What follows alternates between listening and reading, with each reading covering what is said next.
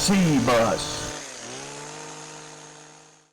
Hi, I'm Gary from Mulchright. Today we're going to talk about pruning some boxwoods. I'm going to show you the technique to make these boxwoods perfect every time you trim them. Big secret that we have. I'm going to release a couple big secrets that we have so you can get that professional look. To start with, we're going to look at these boxwoods. Always the first step is to take a look at them.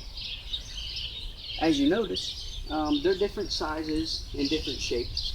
Most of these boxwoods are green velvet boxwoods. However, as you come down here, this one has been replaced. Unfortunately, when they replaced it, they used a winter gem boxwood, which grows faster than the green velvets and has a larger leaf texture. However, as you notice, all these boxwoods are slightly different sizes and different shapes. So, when we start to trim the boxwoods, we're going to look at each one of them. And we're going to examine which ones are the largest and smallest. Obviously, this one's the largest, so we're going to start with the largest shrub. The goal here, overall in the boxwoods, secret number one, is to start with your largest shrub and prune it down as much as possible without harming the plant. So as we prune it down, we'll take a look at it and see how we can prune it down without losing too much foliage. Once we get the largest one to the smallest possible size, then we will start to try to match the size with the others. As you'll notice, some of them that are smaller, such as this one, will get pruned very lightly. That way it can expand and grow to match the same shape as the rest of them. So let's get started and I'll show you how we get these trimmed and we can make them look perfect. I'm just going to use a gas-powered hedge trimmer. These are Kawasaki's. Any gas-powered hedge trimmer will work. Make sure that your cutting bar is in good shape, ready to go, sharpened, adjusted properly. You can see my other videos on how to do that.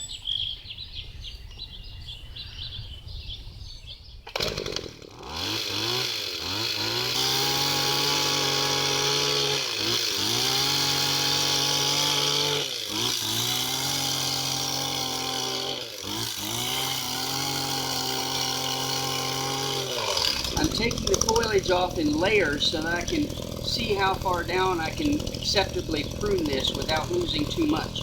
Taking off all the new growth.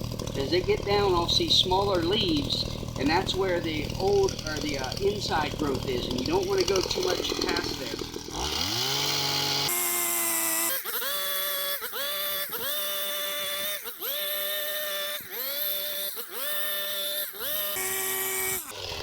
As you'll notice when I prune, my trimmers are normally at a slight angle this way or that way, depending on which way I decide which direction I'm traveling.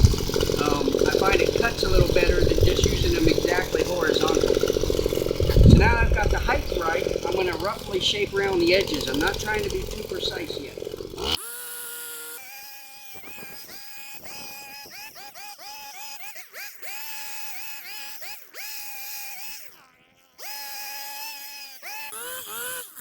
Now I'm getting closer to the size that I want.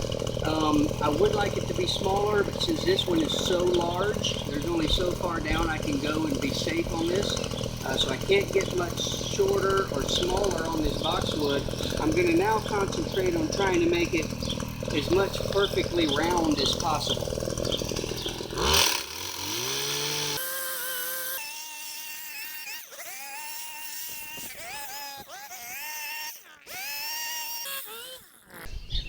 So next I'm going to look at this boxwood, which is probably the second largest. I'm going to do the same thing with it. I'm going to size it down as much as possible. You can see there's a large height difference between the two. So I'm going to size this one down as much as possible to hopefully match it closer to the size on this one. The 4 steps that you need to do to trim a perfect boxwood is, first of all, you'll size it down. Secondly, you'll get your roundness on the sides. The third step you'll do is to actually shape it into the circle if you want a round boxwood. That means you'll make the edges, and at that point you'll make it round and refine the shape. The last step you'll do is clean off all the clippings and basically perfect it and finalize your trimming. So we'll see that as we go through our process. Those are the 4 steps to trim a shrub and make it perfect.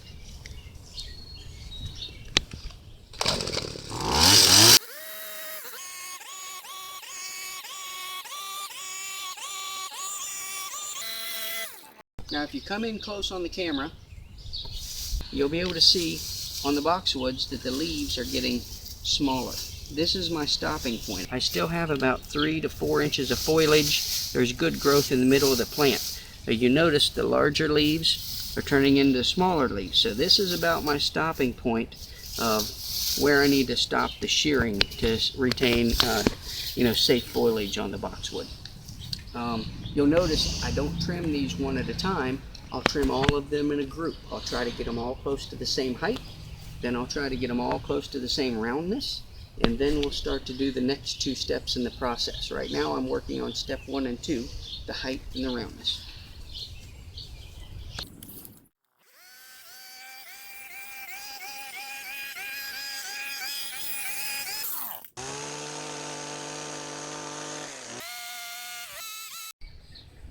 Okay, so now in my video on how to trim a group of boxwoods, we've finished step 2. That's getting the rough height and roundness of each boxwood.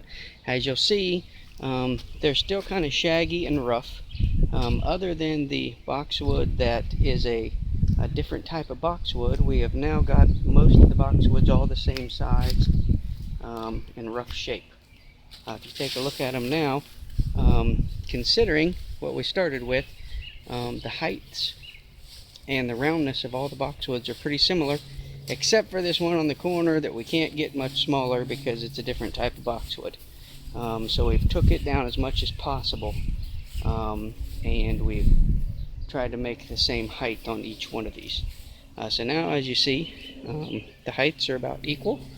As we step back and look, we're getting closer to the size that we need. They're all about equal. Now we're going to show you how to get close to one of these boxwoods and refine the size and shape of them. So now that we've got all the boxwoods rough shaped to height and circular, we're trimming them as a group, not one by one. That way we get them all the same at the end.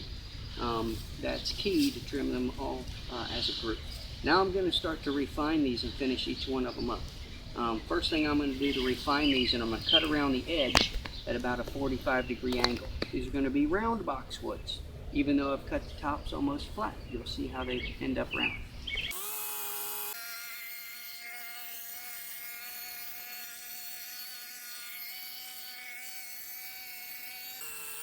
So as you can see, I made a 45-degree cut all the way around the edge. The key to making these look as perfect as possible is to make sure that that arc is the same angle around this shrub and every other one. Now that you do that, I'm just going to soften this edge because it's kind of boxy right now.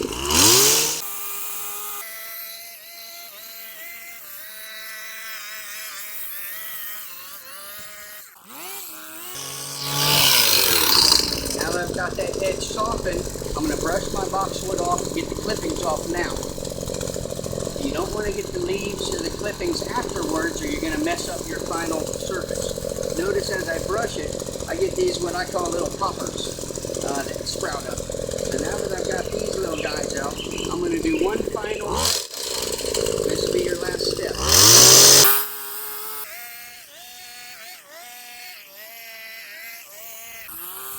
In this phase, I'm not reducing the size at all. I'm just getting any tiny little pieces off.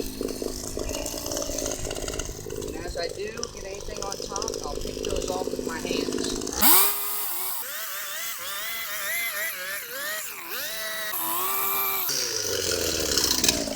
Now, as for the bottom edge of the boxwoods, we have a little bit of shagginess right there. So all I'm going to do for that is put my trimmer under the edge about a 45-degree angle. You don't want to drag the end of your trimmers in the dirt or you'll make them dull.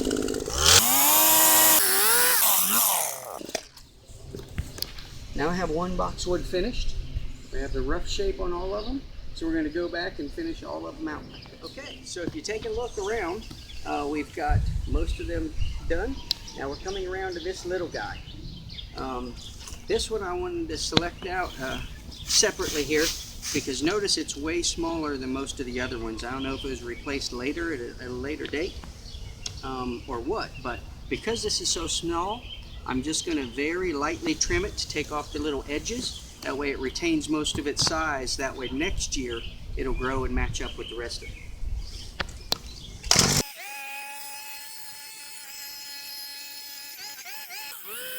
Incidentally, this is the area where experience pays off the most. A lot of times it's harder to not prune the shrub rather than prune it down tightly.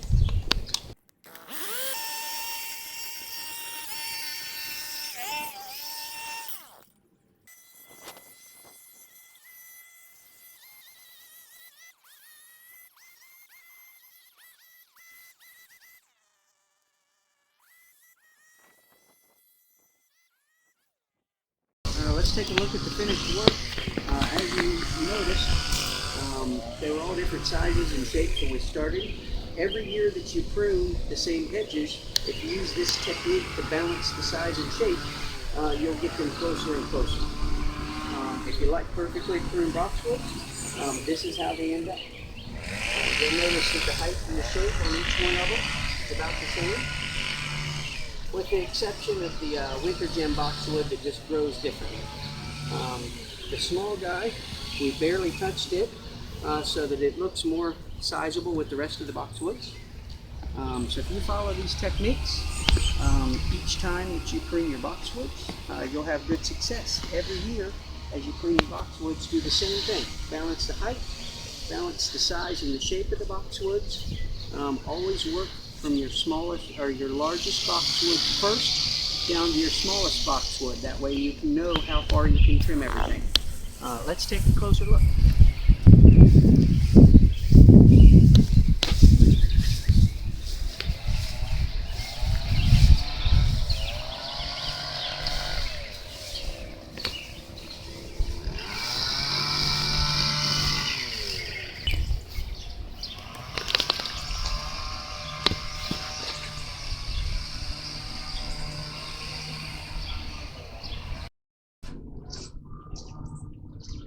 So, thanks for watching. Now you can trim perfect boxwoods every time.